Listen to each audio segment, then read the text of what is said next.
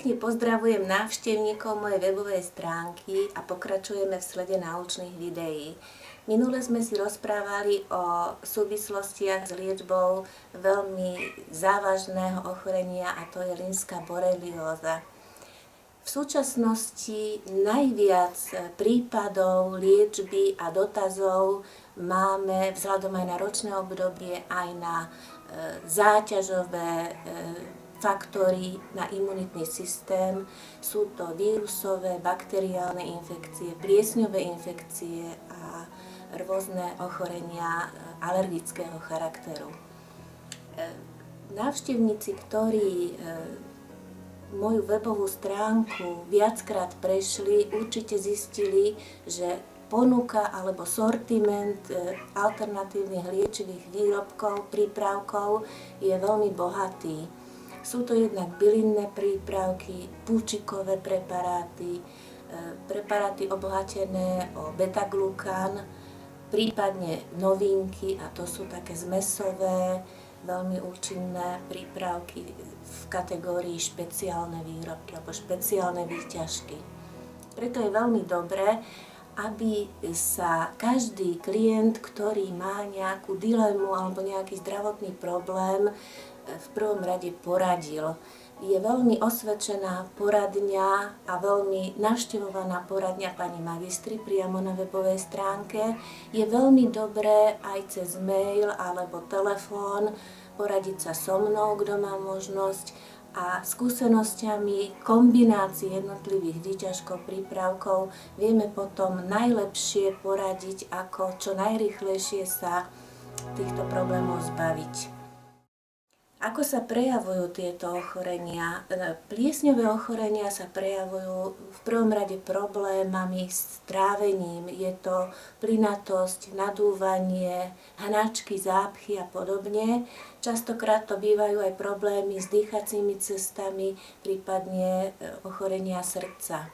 Je to veľmi nepríjemné, častokrát sa prejavujú tieto ochorenia aj na koži a nejaký pliesňový povlak na niektorých častiach tela, konečníku alebo na jazyku určite nie je nič príjemné. Preto treba sa týmto veciam venovať a nebáť sa popri klasických liekoch využiť aj tieto alternatívne prípravky. Výsledky sú veľmi dobré, sú veľmi účinné, tie kombinácie sú osvedčené. V alternatíve začať bylinnými, pokračovať púčikovými. Pre také spestrenie alebo oživenie by som spomenula prípad klientky, ktorá od detstva zápasila s alergickými prejavmi dýchacích ciest, opuchnuté sliznice nosa, problémy s dýchaním, začervenané oči, senná nádcha a podobne. A po vyskúšaní kúry, ktorá sa mne osobne osvedčila už odvtedy aj u viacerých pacientov všetkých vekových kategórií.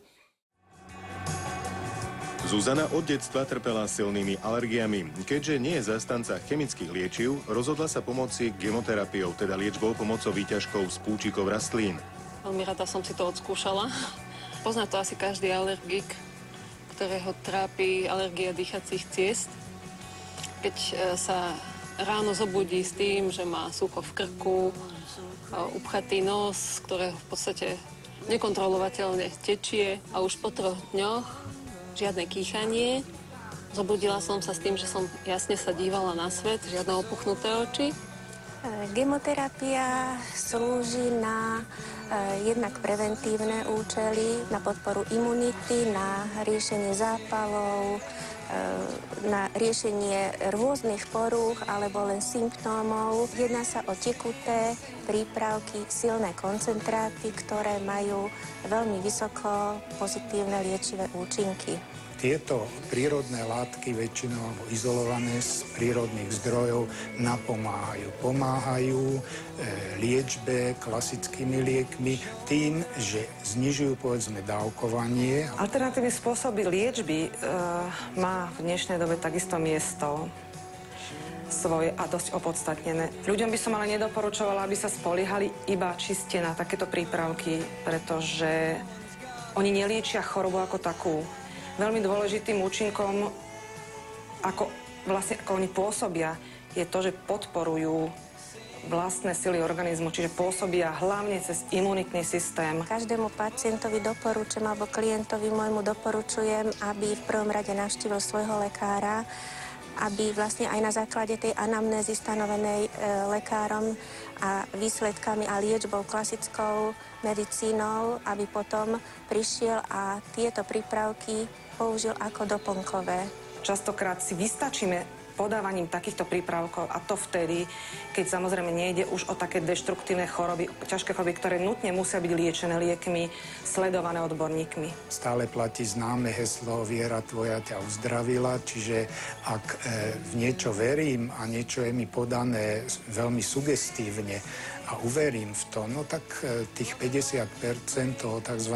Placebového účinku tieto látky všetky môžu mať. Je to asi aj tým, že verím tomu a ono mi to tak opláca sa tým, že mi to pomáha. Bolo to preliečenie kapucínkou bylinnou, potom to bolo preliečenie nechtíkom bylinným, môže byť aj v alternatíve V-bio, keď je to letné obdobie, grepová tinktúra, čierna rýbezla a hrab. Veľmi osvedčená je ďalšia kúra, ktorá je v mnohých prípadoch aj u detí, ktoré majú zvýšené aslo s vynikajúcimi výsledkami, a to je kapucínka bylinná, jelša, jaseň a čierna rýbezla s beta-glukanom. Sú aj rôzne iné kombinácie, samozrejme, keď má niekto problémy zápalového charakteru, ja neviem, gynekologických orgánov, gynekologického ústrojenstva, tak sa tam pridajú ešte ďalšie komponenty. Veľmi účinná je tinktúra cesnaku, ktorá je vynikajúca pri liečbe zlatého stafilokoka. Tieto výsledky alebo tieto vyliečenia u klientov sú už v prípadoch, keď bol navštívený aj lekár, boli už aj ponúknuté klasické lieky, viaceré druhy, a po neúspešných preliečeniach týmito klasickými liekmi potom prišli ku mne na vyskúšanie tejto alternatívy s veľmi dobrým výsledkom. Takže môžem povedať, že táto cesta tu je. To, do akej miery nás jednotlivé vírusové, bakteriálne, pliesňové infekcie napadnú, súvisí od úrovne alebo od sily nášho imunitného systému.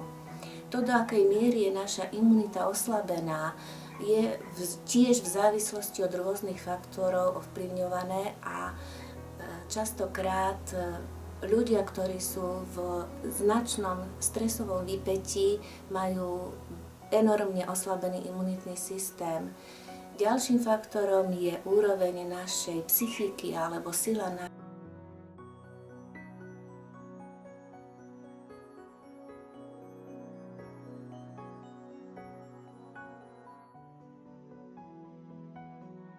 V napadnutom organizme sa nachádzajú. Najdôležitejším krokom, aby sme sa týmto alergickým prejavom vedeli ubrániť alebo skvalitniť si čo najrýchlejšie náš život, je posilniť imunitný systém.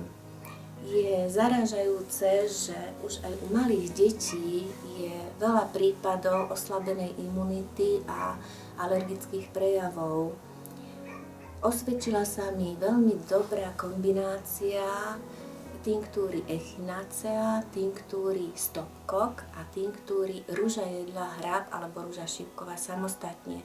Ale kombinácia rúža jedla hrab obsahuje v jednej flaštičke 3 zložky, preto je o mnoho účinnejšia. Ďalšia taká veľmi osvedčená zostava výťažkov, ktoré sú v rade beta-glukanov alebo gemoglukanov, obohatených výťažkom z hliby ústricovej beta-glukan. napríklad eleuterokok s beta-glukánom, nádej s beta-glukánom, leukostop a iné. Orech americký napríklad je veľmi dobrý, čierna rýbezla. To sú veľmi dobré komponenty, ktoré vedia niekedy aj veľmi rýchlo pomôcť.